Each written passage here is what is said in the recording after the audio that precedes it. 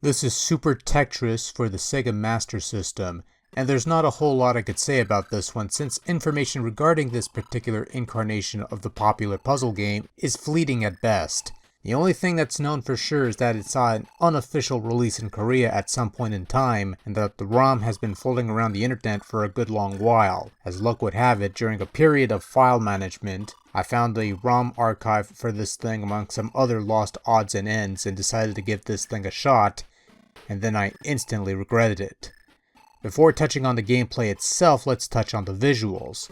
They look alright for the most part. I mean, it looks like Tetris. The blocks are simple looking, the type is readable, the space background with the moon is rendered somewhat nicely, nothing too deep or colorful, not the most amazing thing ever, but good enough to fill the empty void. Sound is on the minimal side, with only a couple sound effects here and there, and a couple tunes that seems to have been taken from Sega's own Tetris arcade game, and I won't lie to you, the music sounds pretty awful here, to be honest with.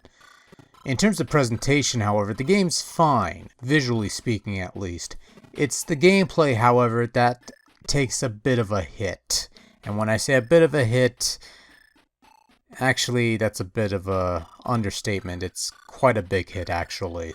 Now when you start the game, you get the title screen, and if you wait a while, you'll get a bit of a demo of gameplay. Pressing start will then jump you to the game itself. No menus, no options, or anything of the sort to be found here. It's a strictly one-player game, there's no versus mode, unfortunately. None that I could find, at least.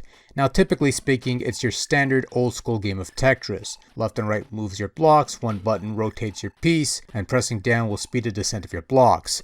Much like a lot of the really old-school Tetris variants like the Famicom version, you only have one rotate button. As you clear lines, you'll eventually get screens telling you to get ready, which will then clear out your board. And at times, you'll also get a special one-time use item that you can clear the board with at any time by pressing button 2. In some regards, this makes Super Tetris somewhat unique.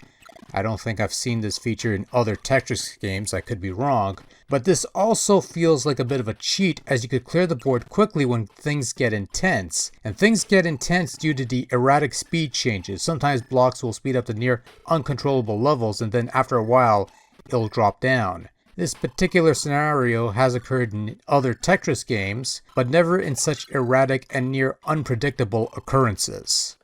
But more than anything, the biggest flaw with Super Tetris on the Master System is the controls. There's an almost inconsistent quality in regards to the controls and the overall rules of the game, as sometimes control will be responsive, albeit a bit too sensitive for one's tastes, and then other times there will be instances where controls will simply lock up and do nothing. When trying to position your pieces on the ground, sometimes you have a little wiggle room to fit the piece into a nook or cranny, and sometimes it locks up almost immediately. You never have that infinite spin issue that permeates most modern iterations of Tetris, but you're never truly certain when it'll lock or when it'll be free to do whatever for a short amount of time.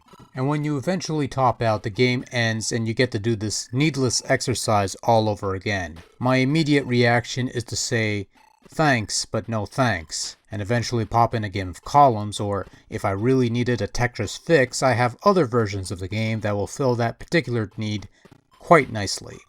Super Tetris on the Master System feels very shoddy and very unpolished. I dare say those cheap knockoff LCD brick games will provide you a better playing Tetris game than this ever would. It is, however, a neat little discovery and something I never knew about, but now I do know about it, and presumably so does anybody else watching this video who didn't know about this beforehand.